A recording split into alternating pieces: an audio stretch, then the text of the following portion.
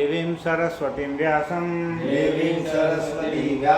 ततो जयमुदीरयेत। नष्टप्रायेषु अभद्रेषु नित्यं भागवत सेवया भगवत उत्तम श्लोके भक्तिर्भवति नैष्ठिकी कृष्णाय वासुदेवाय देवकी नंदनाय च नंदगोपकुमाराय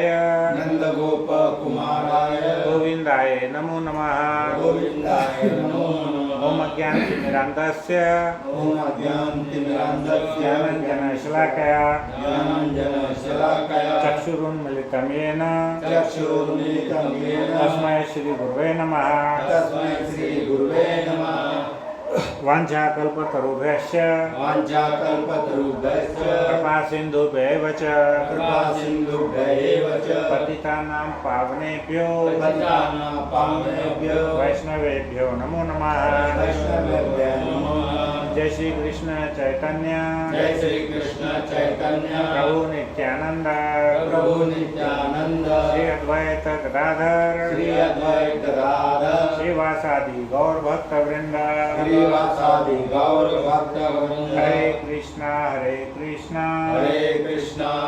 कृष्णा कृष्णा हरे हरे हरे राम राम राम हरे हरे। हरे कृष्णा। तो आज हम श्रीमद् भागवतम के स्कंद 1 अध्याय क्रमांक 6 और श्लोक क्रमांक 29, तो कैंटो 1 चैप्टर 6 एंड श्लोक नंबर इज 29, हम उसके ऊपर में कुछ चर्चा करने वाले हैं। तो ये जो टॉपिक है हमारा, ये टॉपिक हम जो कंटिन्यू कर रहे हैं पिछले कई दिनों से, ये काय के बारे में है, नारद और व्यासदेव का संवाद। तो हम एक बार फिर रिपीट करना चाहेंगे, नारद और व्यासदेव में शिष्य कौन है और गुरु कौन है? नारद जी कौन है? गुरु है या शिष्य है? नारद जी गुरु है, व्यासदेव जी उनके शिष्य है, बराबर है। तो यहाँ पर नारद जी और व्यासदेव जी के संवाद में व्यासदेव ने जो प्रश्न पूछा था कि आपको भगवान की भक्ति का जो परफेक्शन है वो कैसे मिला, उसके बारे में बताइए। तो नारद जी मैं पूर्ण शुद्ध भक्त कैसे बना, उसके बारे में उनसे चर्चा कर रहे हैं, बराबर है। तो आज का हमारा जो श्लोक है वो मैं पढ़ता हूँ। कल्पांत इदमादाय शयाने अम्भस्य उद्वन्तः शिशैशोर अनुप्राण विविशे अंतरहं विभो। एक बार और करते हैं। कल्पांत इदमादाय शयाने अम्भस्य उदन्वतः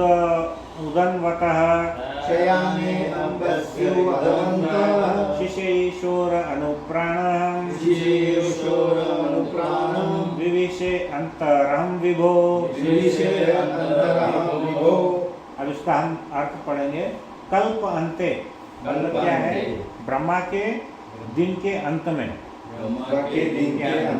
इदम मतलब यह, आदाय मतलब लेकर या समेट कर, शयानी मतलब शयन करते हुए, अंभासी मतलब कारण जन्म, उद्वन्तः मतलब विनाश या संहार, शिशैशो भगवान नारायण का लेटना, अनुप्राणम मतलब श्वास लेना, विविशे मतलब प्रवेश किया, अंतः मतलब भीतर, अहम मतलब मैंने, विभो मतलब ब्रह्मा जी के। तो इसका जो अर्थ है वो श्रीला प्रभुपाद के द्वारा, श्रीला प्रभुपाद की जय। कल्प के अंत में जब भगवान नारायण प्रलय के जल में लेट गए, तब ब्रह्मा जी समस्त सृष्टिकारी तत्वों सहित उनके भीतर प्रवेश करने लगे और उनके श्वास से मैं भी भीतर चला गया। देखिए यहाँ पे बहुत अच्छा उसके बारे में अभी हम तात्पर्य पढ़ते हैं। नारद कौन है? ब्रह्मा जी के रूप में उसी तरह विख्यात है। नारद जी किसके पुत्र है? ब्रह्मा जी के। ब्रह्मा जी किसके किसके द्वारा जन्म लिए? भगवान कृष्ण के नाभि से, बराबर है, इतना ध्यान में रखो। कृष्ण से ब्रह्मा जी हुए और ब्रह्मा जी से नारद जी हुए। लेकिन ब्रह्मा जी से नारद जी कैसे हो मैं बाद में बताऊंगा। तो जिस प्रकार भगवान कृष्ण वासुदेव के रूप में प्रसिद्ध है, वैसे नारद जी किसके पुत्र के रूप में प्रसिद्ध है? ब्रह्मा जी के। भगवान तथा नारद जैसे उनके मुक्त भक्तगण इस संसार में एक ही विधि से प्रकट होते हैं। जैसा कि भगवद गीता में कहा गया है, भगवान का जन्म तथा उनके कार्यकलाप सभी दिव्य होते हैं, बराबर है। तो अतः प्रामाणिक अभिमत के अनुसार ब्रह्मा के पुत्र के रूप में नारद का जन्म भी दिव्य लीला है। अतः भगवान तथा उनके भक्त दिव्य व्यक्ति के रूप में एक साथ भी है, एक में है तथा भिन्न भी। वे एक ही कोटि के दिव्यता से संबंधित है। अब देखिए यहाँ पे जो श्लोक था, बहुत हर एक जो श्लोक है उसके अंदर हमको एक ही पॉइंट, कम से कम एक से ज़्यादा भी है। जब हम कैजुअली पढ़ते हैं बिना भक्तों की मदद से, तब हमको कुछ भी समझ में आता नहीं है। हमको ऐसा लगता है कौन सी भाषा है, हिंदी है कि ग्रीक है या लैटिन। लेकिन जब हम उसका डिस्कशन करते हैं तो हमको समझ में आता है। मैंने जो लास्ट लेक्चर दिया था उसमें हमको विनम्रता के ऊपर था, हम लोग कृतज्ञता के ऊपर कि हम लोग कृतज्ञ रहना चाहिए, चाहे भगवान हमारे साथ कैसा भी व्यवहार हो। जब हम श्लोक चालू किए थे, जब हमको कुछ भी नहीं समझा था, लेकिन श्लोक का जब हम डिस्कशन किए तब हमको पूरा अच्छी तरह से समझ गया। अब इस श्लोक में वो क्या बताना चाह रहे हैं? दो बातें बता रहे हैं। एक तो भगवान के जो कर्म है और उनका जो जन्म है वो दिव्य है, उसी प्रकार से उनके भक्तों का भी जन्म और कर्म वो भी दिव्य है। और दूसरी बात, भगवान के जो नाम रूप लीला और गुण है उसमें और उनके भक्तों के जो नाम रूप गुण और लीला है उसमें कोई फर्क नहीं है, बराबर है। हमको दो टॉपिक पर फोकस करके हमको हमारे माइंड के अंदर उसको घुसाना है अच्छे से, ताकि लेक्चर खत्म होने के बाद रात में भी सोएंगे तो हमको याद रहना चाहिए कि आज लेक्चर में हमने क्या पढ़ा, है ना भैया। तो यहाँ पर हम अभी शुरू करेंगे कि ये जो विनाश है, ये विनाश के बारे में यहाँ पे क्या बता रहे हैं कि विनाश जब होता है, संहार होता है पृथ्वी का, तब उसके बाद में क्या होता है। लेकिन हम यहाँ पे पहले समझेंगे कि विनाश कितने प्रकार के हैं। तो विनाश 4 प्रकार के होते हैं। कैसे? पहला विनाश तो है जो नित्य होता है, हर क्षण होते रहता है। अब जैसे हमारा शरीर है, हमको दिख रहा है क्या कुछ नहीं, लेकिन हम पहले जब 10 साल के थे और आज हम 50 साल के हैं, तो उसके अंदर में फ़र्क हुआ कि नहीं हुआ। तो जो हमारा विनाश मतलब हमारी मृत्यु तो होने वाली है। तो नित्य ये जो चेंजेस है, ये पहला नंबर है विनाश का। दूसरा जो विनाश है वो है नैमित्तिक। नैमित्तिक का मतलब क्या है? आंशिक विनाश होता है। तो जब ब्रह्मा जी रात में सोते हैं तो वो आंशिक विनाश होता है। तीसरा विनाश है प्राकृतिक। जब ब्रह्मा जी के पूरे 100 वर्ष हो जाते तब महाप्रलय आता है। ये जो आंशिक जो नैमित्तिक बता रहे हैं, ये आंशिक जो है ये प्रलय होता है। ब्रह्मा जी का एक दिन कंप्लीट होने के बाद, अब ब्रह्मा जी का एक दिन कितने वर्ष का मालूम है आपको? 4 अरब 32 करोड़ साल का है। कितने? 4 अरब 32 करोड़ साल का है वो उनका एक दिन है। ऐसे 100 वर्ष की आयु है। तो महाप्रलय कितने साल का है उसको बहुत कैलकुलेट करते बैठो आराम से, हमारे कैलकुलेटर के 0 भी नहीं आने वाले थे। और आत्यंतिक जो है ये जो विनाश है, ये विनाश वास्तव में विनाश नहीं है, ये हमारे लिए देखा जाए तो बहुत एक हमारा उद्धार है। इसमें क्या होता है कि जब जीव का अहंकार समाप्त होकर वो भगवान की सेवा में संलग्न हो जाता है, तो उसको क्या बोलते हैं? आत्यंतिक विनाश होता है। तो हमारे जीवन का उद्देश्य यही है। भौतिक दृष्टि से भले ही हम जिंदा हो या न हो, लेकिन आध्यात्मिक दृष्टि से हम हमेशा जीवित रहे, भगवान की सेवा में संलग्न रहकर। तो 4 प्रकार के विनाश इसके बारे में यहाँ पर बताए हैं। वो है नित्य, नैमित्तिक, उसके बाद है प्राकृतिक और लास्ट है आत्यंतिक। अब ये जो श्लोक है ये जो नैमित्तिक विनाश के बारे में है, ये जो श्लोक है ये 2 नंबर के बारे में। आंशिक मतलब प्रलय, प्रलय के बाद क्या हुआ। तो जैसे हमको मालूम है कि हमारा ये जो लोक है पृथ्वी लोक, ये एकदम बीच में है। इसके ऊपर में भी 7 लोक है और नीचे मतलब ऊपर 6 लोक है, हम बीच में 7वें है, और उसके नीचे 7 जो लोग है वो लोग है। तो कौन से लोग है? इसको बोलते हैं हम भूलोक। इसके ऊपर में आता है भूवर लोक, उसके बाद में स्वर्ग लोक, फिर आता है ध्रुव लोक, फिर आता है महर लोक, जनस लोक, तपस लोक और सत्य लोक। ये ऊपर है। और नीचे क्या क्या है? जो पाताल के पहले अतल, वितल, सुतल, रसातल, तलातल, महातल और पाताल, ऐसे हमारे 14 लोग हैं। ठीक है। अभी जो मायापुर में मंदिर, जो नया मंदिर बनने वाला है, जिसकी लागत करीब शायद 800 करोड़ है, वो उसमें 14 लोगों का वर्णन है। और ऐसा बताया गया है कि जो भी नास्तिक व्यक्ति अगर उस मंदिर के अंदर में प्रवेश करेगा तो वो आस्तिक बन के बाहर निकलेगा।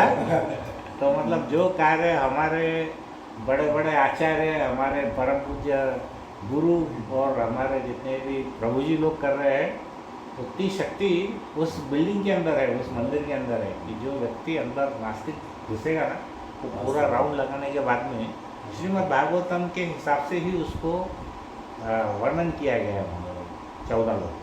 तो वो आस्तिक बन करके बाहर निकलना, करेक्ट। तो ब्रह्मा जी की आयु का एक दिन है 4 अरब 32 करोड़ वर्ष का, और उनके एक दिन में 14 मनु आते हैं उतने सालों में। 4 करोड़ 32 वर्ष में 14 मनु रहते हैं। और जीव भी क्या है, इसमें 4 प्रकार के हैं। कैसे है? एक तो हम जैसे जीव है, जो मरते जीव है, जिनकी आयु अधिकतम ज़्यादा से ज़्यादा 100 वर्ष है, बराबर है। दूसरे है अमर। अमर मतलब क्या कि जिनकी आयु बहुत ज़्यादा है, बहुत ज़्यादा है, हजारों साल है, लेकिन उनकी मृत्यु तो है, लेकिन अमर इसलिए बोलते हैं कि हमारी कंपैरिजन में उनकी आयु बहुत अधिक है। तीसरा है चिरंजीव। चिरंजीव मतलब कौन? ब्रह्मा जी के जो एक दिन के बराबर है उसको बोलते हैं, मतलब 432 करोड़, 4 अरब 32 करोड़ वर्ष, वो चिरंजीव। और नित्य, नित्य जो रहते हैं उनकी भौतिक देह नहीं होती, उनकी आध्यात्मिक देह है। तो उसका उदाहरण है नारद जी। ब्रह्मा जी, नारद जी, ये उसी टाइप के कि जिनकी आध्यात्मिक देह है। तो अब नारद जी का जन्म कैसे हुआ था मालूम है आपको? ब्रह्मा जी जब विचार कर रहे थे, तो उनके जो विचार, जो उत्तम जब विचार कर रहे थे, तो उनसे, उनके विचारों से ब्रह्मा नारद जी उत्पन्न हुए। इसके पहले आपको ध्यान है, हमने कहानी में बताए थे कि नारद जी दासी पुत्र थे, बराबर है। तो आपने कल के श्लोक में पढ़ा है कि उन्होंने अपना जो भौतिक शरीर है नारद जी ने वो त्याग दिया था, कल के श्लोक 6.28 में, है ना। तो भौतिक शरीर त्यागा मतलब कौन सा? वो जो दासी पुत्र वाला वो उन्होंने त्याग दिया, बराबर है। फिर ब्रह्मा जी पुनर्जन्म उनका कैसा हुआ? वो इतने ज़्यादा शुद्ध भक्त थे कि ब्रह्मा जी के विचारों से, उत्तम विचारों से उनका जन्म हो गया, बराबर है। तो नारद जी की विशेषता क्या है? अब वो इतने महान क्यों है? देखिए, भगवान को प्राप्त करने के लिए कोई व्यक्ति बहुत ज्ञान का सहारा लेता है। अब मान के चलिए हम लोगों ने सारी भगवत गीता, सारा भागवतम, सारा चैतन्य चरितामृत, ब्रह्म संहिता, पता नहीं कितने वेद और कितने पुराण हमने पढ़ लिए, कि क्या ये जरूरी है कि आप भगवान को प्राप्त कर सकेंगे? आप कितनी भी मेहनत करेंगे, कितना भी ज्ञान प्राप्त करेंगे, लेकिन आप भगवान को प्राप्त नहीं कर सकते। कब तक प्राप्त नहीं कर सकते? जब तक आपके ऊपर में गुरु और गौरांग की कृपा नहीं हो, बराबर है। तो नारद जी यहाँ क्या कर रहे हैं? सब पर कृपा देते हैं। अब आप एक बात विचार करो कि नारद जी की कृपा के बगैर कोई भी भक्त नहीं बन सकता, करेक्ट। अब हम यहाँ पे बहुत मज़ेदार बात बताएंगे यहाँ से आगे कि नारद का अर्थ क्या है। नर का मतलब है मनुष्य, नार का मतलब है नारायण। नार का क्या मतलब है? नारायण। और द का अर्थ है प्रदान करने वाले। तो नारायण को प्रदान करने वाले, मतलब भगवान को उठा के ऐसे वस्तु जैसा नहीं दे रहे, नारायण की सेवा, नारायण की भक्ति प्रदान करने वाले, वो कौन है? नारद जी। तो भगवान और नारद जी दोनों भी दिव्य स्तर पर है। भगवान के नाम रूप गुण लीला और भक्तों के नाम रूप गुण लीला दोनों एक समान है। हम जैसा पढ़ते हैं कि अंत काले च माम एव स्मरण मुक्ता कलेवरम, मतलब हम जब अंत समय में भगवान का स्मरण करते हैं तो हम कहाँ जाते हैं? भगवान के धाम में जाते हैं। करेक्ट। अब क्या हुआ कि एक भक्त ने, श्रीला प्रभुपाद ये जब लेक्चर दे रहे थे कि भक्त और भगवान एक है, भक्त और भगवान एक है, तो एक भक्त उठा अमेरिका में, पूछा प्रभुपाद एक प्रश्न है। बोले क्या? बोले मान के चलिए कि हम भगवान का नाम लेने के बजाय यदि हम आपका नाम ले तो फिर कैसा? तो हमारी मुक्ति होगी क्या? आप ही बोले भक्त और भगवान एक है, भक्त और भगवान एक है, तो फिर ऐसा हो सकता है? संभव है क्या? तो अब बेचारे प्रभुपाद बहुत नम्र थे, थोड़ा सा वो हिचकिचा गए, लेकिन वो बोले कि यस, अगर भगवान के शुद्ध भक्त का आप नाम लेंगे तब भी आपकी मुक्ति संभव है। करेक्ट। तो हम देखते हैं कि हम कितने सारे हमारे भक्तों की कहानी है कि उनके आखिरी समय में उनको ऐसा दिखा कि प्रभुपाद उनको लेने के लिए आए, प्रभुपाद उनके साथ थे और प्रभुपाद उनको बोले कि मैं तुमको गोलोक धाम में ले जाऊंगा। तो ऐसे बहुत सारे उदाहरण हमारे भक्तों के हैं जिनके वास्तव में हमने देखे कि उनके अंतिम क्षणों में जो भगवान के शुद्ध भक्त है वो उनको अपने धाम में अपने साथ ले जाते हैं। तो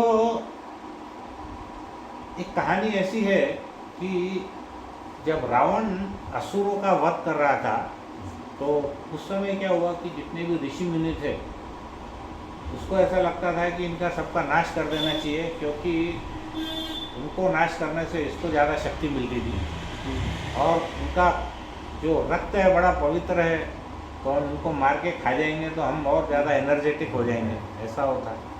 तो उसने क्या किया, जब नारद जी सामने आ गए, एक बात आपको ध्यान है, नारद जी, हमने बहुत सारी कथा देखे कि नारद जी असुरों के पास भी जाते हैं तो खड़े होकर सम्मान करते हैं, जबकि नारद जी आप किसके पक्ष के हैं? नारायण के। और नारायण तो रावण के एकदम शत्रु है। अब शत्रु का कोई खास व्यक्ति हमारे पास आए तो हम उसको पसंद करने वाले हैं क्या? हम उसको सम्मान देने वाले हैं क्या? तब भी आप देखे होंगे कि अशोक के जितने भी हमने कहानियाँ पढ़ी है वो नारद जी को उठ करके सम्मान करते हैं। उसका कारण और एक है कि भाई नारद जी को उसने क्या किया, रावण ने बुलाया, नारद जी का और रावण का आमना सामना हुआ और रावण ने क्या किया, जितने भी वहाँ के ऋषि मुनि थे सबको मारना चाहता था वो, लेकिन वो नारद जी के ऊपर भी उसने तीर छोड़ा। लेकिन वो जब तीर छोड़ा तो नारद जी को कुछ हुआ ही नहीं, वो तीर आर पार निकल गया उनका। फिर उन्होंने एक तीर, दो तीन तीर, ऐसे 3-4 छोड़ के देखा तो कुछ हुआ ही नहीं। क्यों नहीं हुआ? क्योंकि उनका शरीर भौतिक नहीं था, आध्यात्मिक था। बराबर है, उनका शरीर क्या था? आध्यात्मिक था। तो रावण ने सोचा यार ये तो बड़ा गड़बड़ है, उनको तो कुछ हम कर ही नहीं सकते। तो उसने बोला नारद जी आओ इधर मेरे पास में बैठो, और बोला कि एक काम करो, ये जो आपको शरीर मिला ना मस्त मिला हुआ है, इसमें डर ही नहीं मरने का। हाँ, और मैं तो अमरत्व चाहता ही हूँ, मेरे को बताओ आप कि ऐसा ही शरीर मुझे भी चाहिए, तो आप दो मेरे को। तो नारद जी बोले देख भाई रावण, तुझको ऐसा शरीर तो मिल सकता है लेकिन उसकी एक शर्त है। बोले क्या शर्त है? बोले तेरे को भगवान विष्णु का भक्त बनना पड़ेगा। वो बोला अरे हट, ये तो कभी होना ही नहीं है, मेरा शत्रु का मैं भक्त कैसे बन सकता हूँ? बराबर है कि नहीं? और नारद जी बोले ठीक है फिर मरो, नहीं अगर तुमको बनना है तो, है कि नहीं? तो हम देखते हैं कि जितने भगवान के भक्त हैं उनमें भगवान कैसे एनर्जी लाते हैं। अब आप देखेंगे कि श्रीला प्रभुपाद 7 समुंदर पार करके पाश्चात्य देशों में जाकर के उन्होंने लोगों को भक्ति करवाई।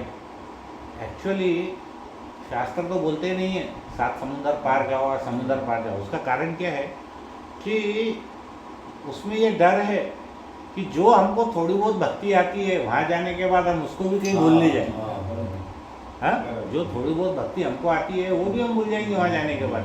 उनको सिखाना तो छोड़ो, हम हमारी भक्ति भूल जाएंगे। हाँ, हमारे पतन हो जाएंगे। तो इसलिए इसमें बहुत खतरा है, बहुत बड़ी रिस्क है।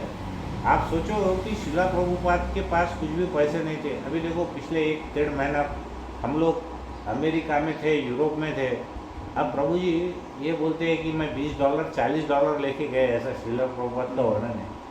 हम तो कई $1000 लेने के बाद भी हमको लगता है हमारे पास पैसे बहुत कम है। हाँ, हमको ऐसा लगता है और डर लगता है कि अरे पैसे नहीं रहेंगे तो क्या करेंगे। मतलब हम सोच भी नहीं सकते, क्योंकि वहाँ हमारा कोई पहचान का ही नहीं। हम भारत में भी बिगड़ पैसे के एक बार ही थोड़ा बहुत आगे निकल सकते हैं। दूसरे देशों में तो हमको कोई पहचान ही नहीं। वो तो कुछ गलत काम होगा तो जेल में डाल देंगे हमारे को। हाँ, वहाँ के जेल भी बहुत खतरनाक है।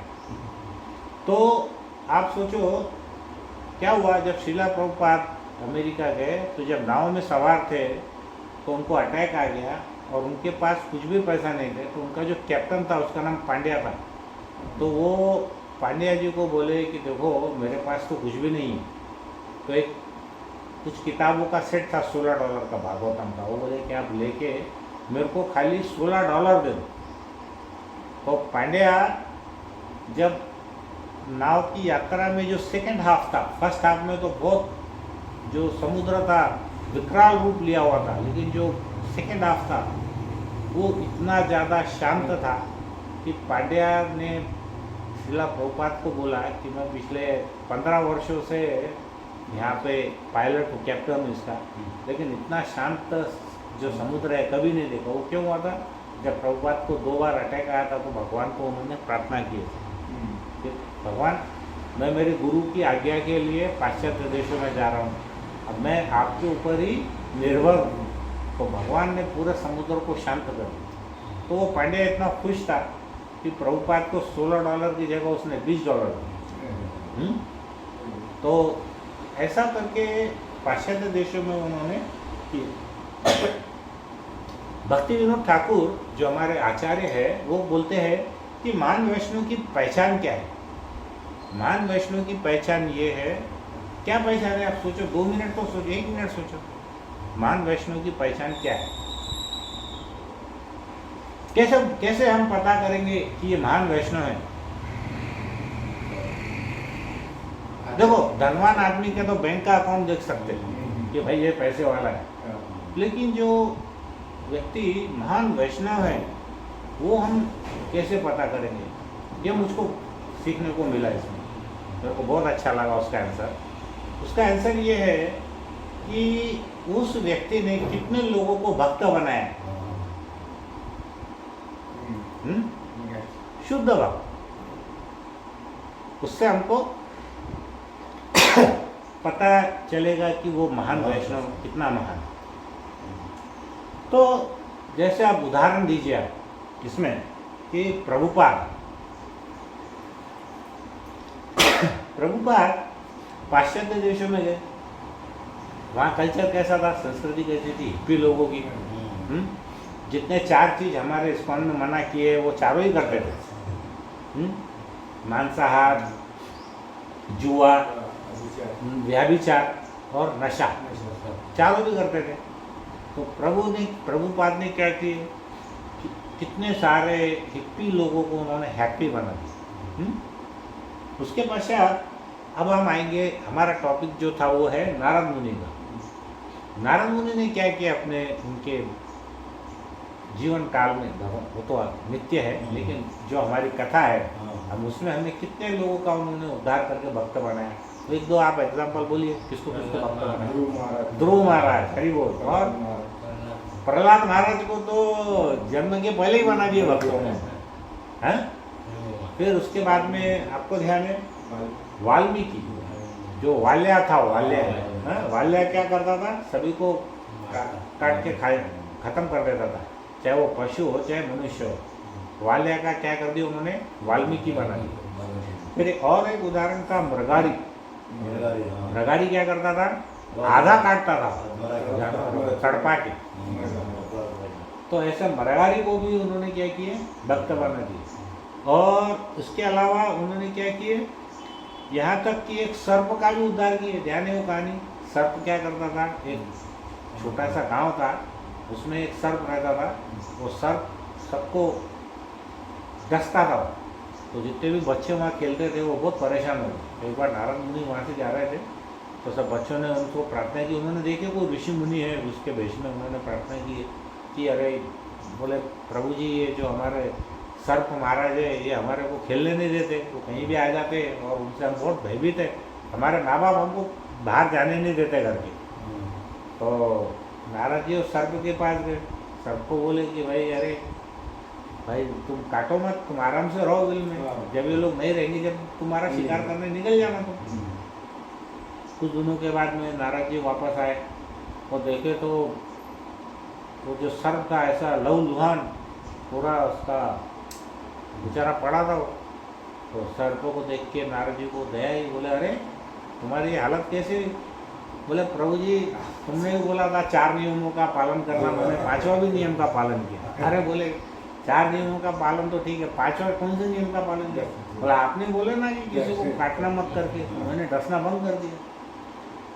तो नारद जी बोले भाई देखो, मैंने तुमको डसने के लिए मना किया था, लेकिन स्वीकार करने के लिए थोड़ी मना किया था। हाँ, तुम डरा सकते हैं ना किसी को अपने जान की बचाने के लिए। तो सर्प का भी उन्होंने उद्धार किया। वो फिर वापस से तंदुरुस्त हो गया, वो भी डराने लग गया। तो बोलने का अर्थ ऐसा है कि जो शुद्ध भक्त है, खाली उनको देख करके कई व्यक्ति भक्त बन गए। अब जैसे प्रभुपाद एक फ्लाइट में जा रहे थे, तो क्या खा रहे थे? कुरमुरा खा रहे थे, मुरमुरा कुरमुरा। तो जो एयर होस्टेस थी, वो प्रभुपाद कुरमुरा खा रहे करके वो कुरमुरा खा ली उनका मांग करके, वो भी भक्त बन गए। अब फ्लाइट वाले तो सब तमस गुण में रहते, वो रजोगुण में रहते, तो सतोगुण में आना कितना मुश्किल है। फिर एक और उदाहरण है, एक जो भक्त था, वो प्रभुपाद की घड़ी में बहुत आसक्त हो। वो आर्थर जेल रोड में वो था। वो बाहर निकलते ही वो क्या किया, जू के मंदिर में गया, प्रभुपाद का बोला कि ये घड़ी बहुत अच्छी है, आपकी घड़ी दे दो। प्रभुपाद को फॉलो करते करते वो हैदराबाद तक पहुंच गया। प्रभुपाद समझ गए कि इसको कुछ चाहिए, हालांकि उसने बोला नहीं था, प्रभुपाद समझ गए। प्रभुपाद ने अपनी घड़ी उतार के उसको दे दी। वो बहुत बड़ा भक्त बन गया। हाँ, और उसका वो भी बहुत बड़ा भक्त बन गया। उसका नाम बाद में क्या रखे उन्होंने, हरिदास ठाकुर। तो उसका भी उद्धार हो गया। ध्रुव का उद्धार कैसे हुआ? देखो, ध्रुव को उन्होंने पहले बहुत समझाया कि देख भाई, तू तो छोटा बालक है, तो तेरे लिए संभव नहीं है, तो तू क्यों जाना चाह रहा है? वो उसने बोला कि मेरा अपमान हुआ घर में, मेरी माता ने मुझको बैठने नहीं दी मेरे पिता की गोदी। तो बोलने लगे अरे छोटे मोटे झगड़े घर के चलते रहते, उसके लिए इतना बड़ा वो तपस्या करने की क्या जरूरत है? लेकिन वो भी क्या था, क्षत्रिय था। वो बोला कि नहीं, मेरे को करना ही है। तो फिर उन्होंने पूछा कि तेरे को क्या चाहिए? तो ध्रुव के पिता थे उत्तानपाद, उनके पिता थे स्वयंभू मनु और उनके पिता थे ब्रह्मा जी। तो उन्होंने बोला ध्रुव ने कि स्वयंभू मनु या नहीं, मेरे पिता को जितना बड़ा राज्य है और ब्रह्मा जी को जितना बड़ा राज्य है, उससे भी बड़ा राज्य है। तो बोले कि अरे ऐसे कैसे संभव है? तो बोला कि मुझे पता नहीं। तो नारद जी बोले तो तुम क्या उनका राज्य छीनना चाहते हो? वो बोले नहीं। तो फिर कैसे? तो बोले वो तो भगवान जानेंगे कैसा उनको बड़ा राज्य देना।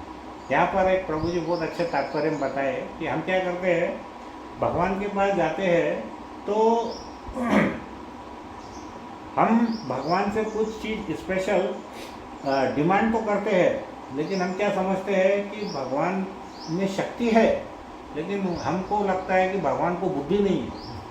हम क्या करते हैं, हमारी लिस्ट लेके जाते हैं और हम ही बोलते हैं कि हमको ये ऐसा करके तो उससे हमारा ऐसा अच्छा होगा, हम ये करके तो उससे हमको ऐसा अच्छा होगा। तो भगवान की शक्ति पे भरोसा है, भगवान की बुद्धि पे भरोसा नहीं है। लेकिन ध्रुव महाराज ने क्या किया, वो भगवान की बुद्धि पर, शक्ति पर सब उन्होंने आश्रित थे, उन्होंने अपनी बुद्धि लगाई नहीं। तो बदले में उनको क्या मिला?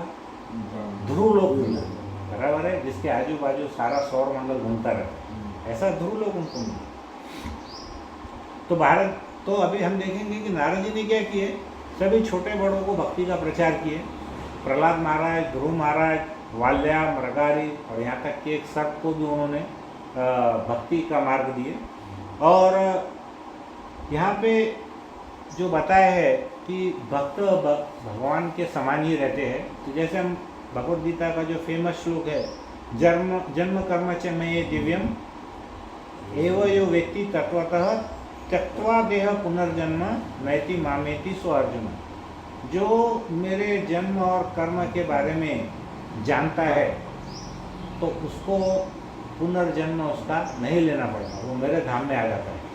मामेति मतलब मेरे सनातन धाम को वो प्राप्त कर लेता है।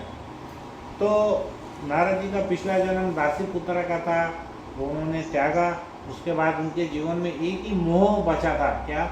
वो थी उनकी माता। भगवान ने उनको भी उनसे छीन लिया।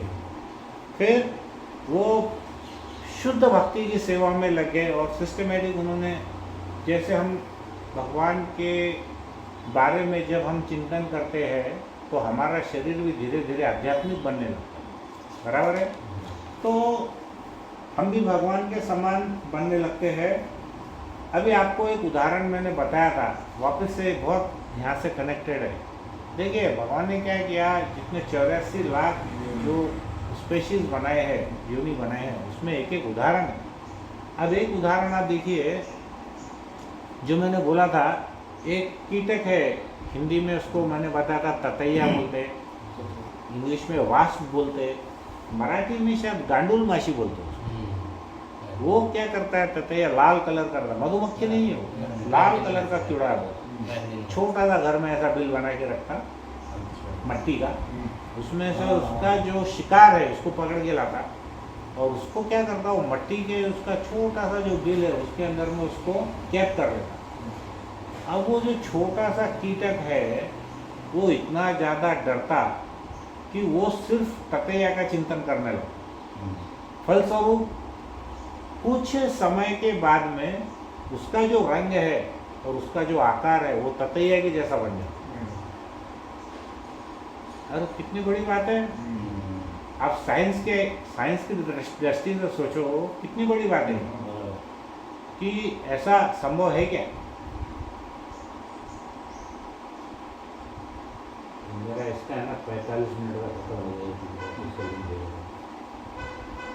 तो ये आपको कितने बजे जाना है? नहीं, आप अगर बीच में उठना चाहे तो उठ जाओ, कोई प्रॉब्लम नहीं, थोड़ा काम कंटिन्यू कर लीजिए।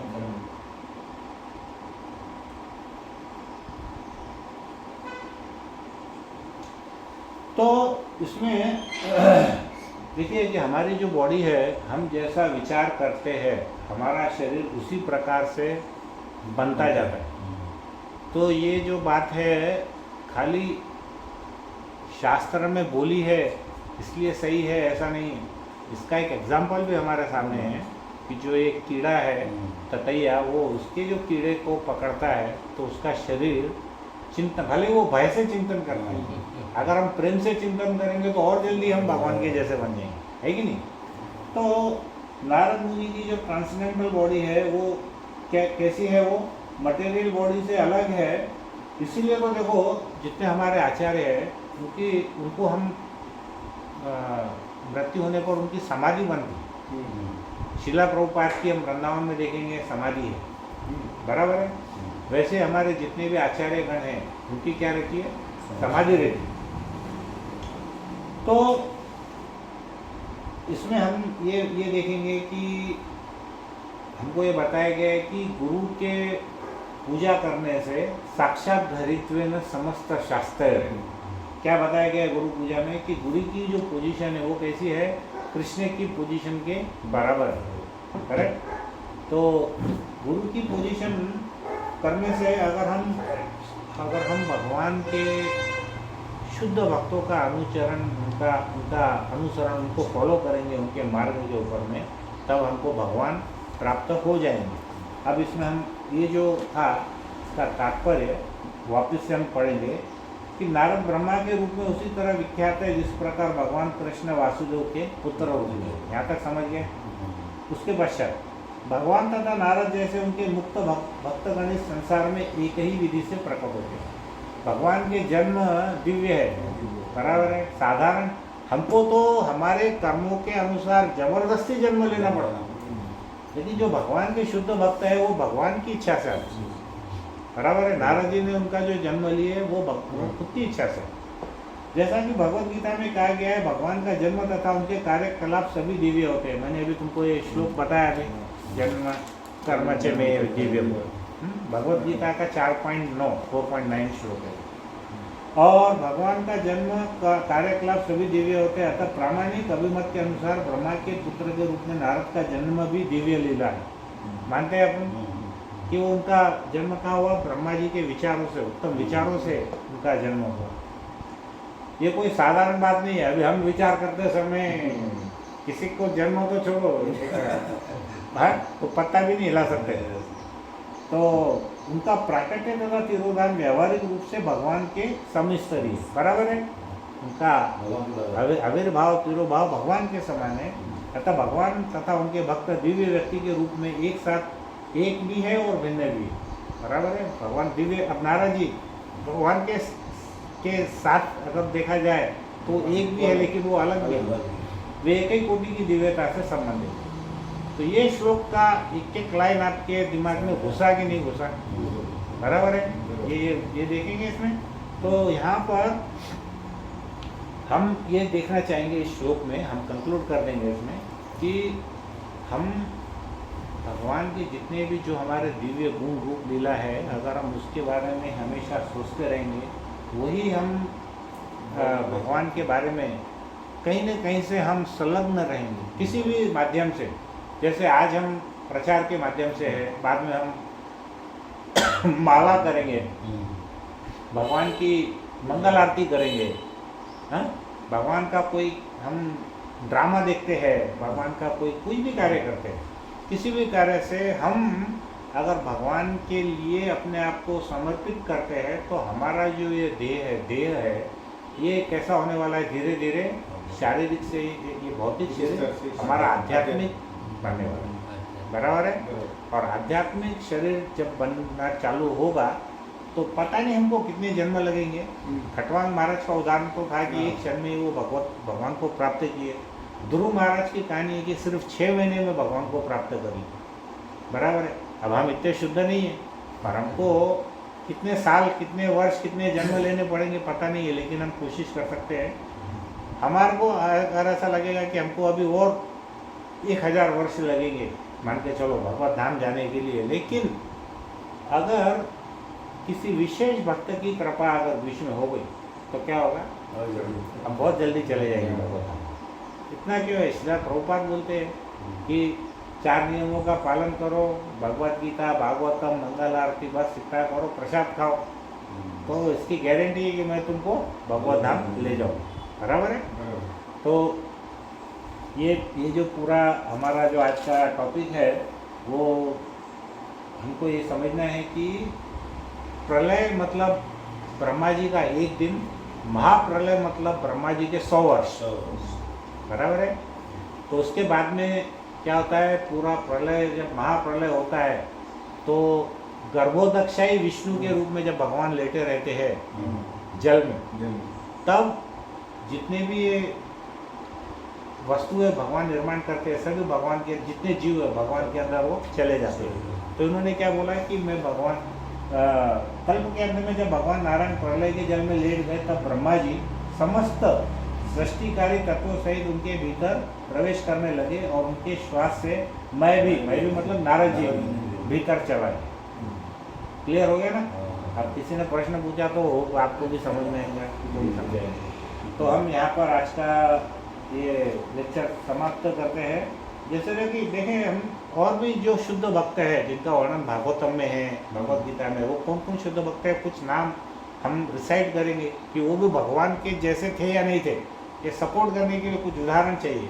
तो जैसे उदाहरण देखेंगे, एक अर्जुन कैसा था? भगवान का के लेवल का ही था। अर्जुन तो जहाँ पर भी निशाना लगाता था ना, जिसकी भी उसकी मृत्यु होती थी, वो भगवत धाम में चला जाता था।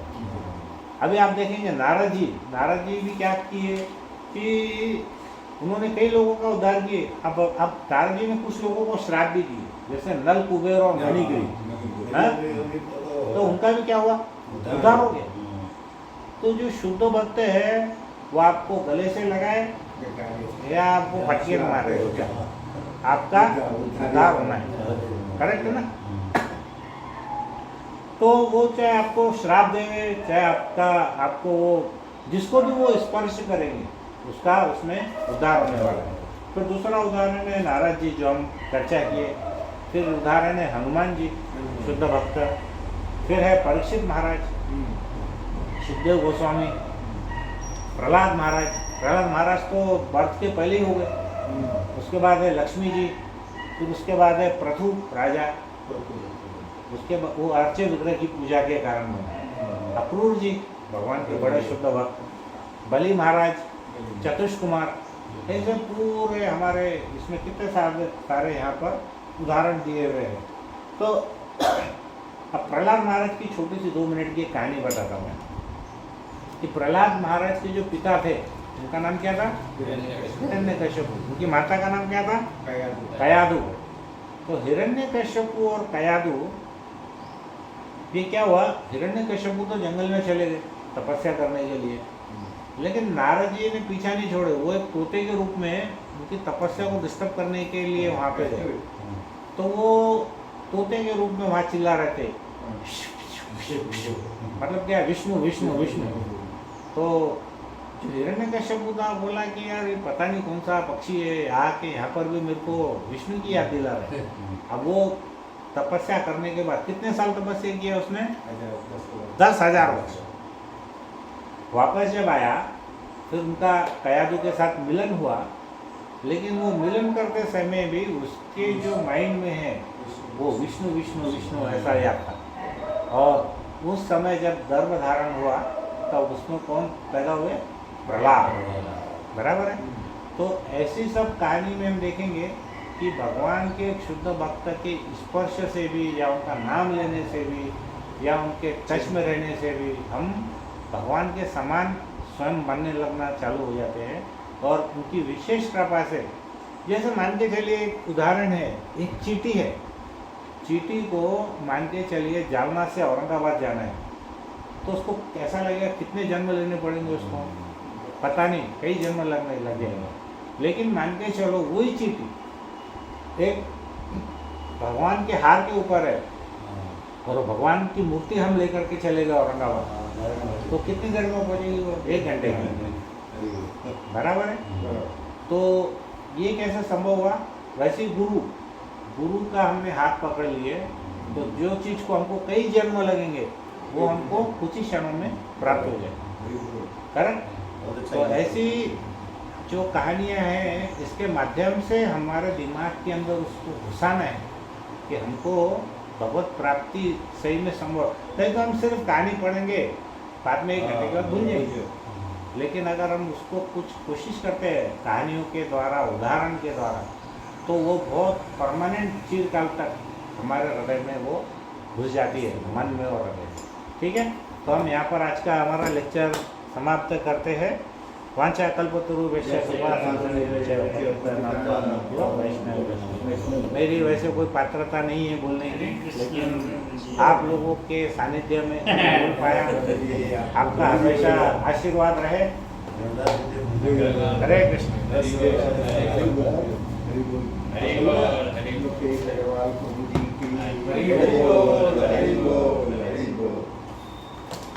आपकी बात ही जल्दी समझ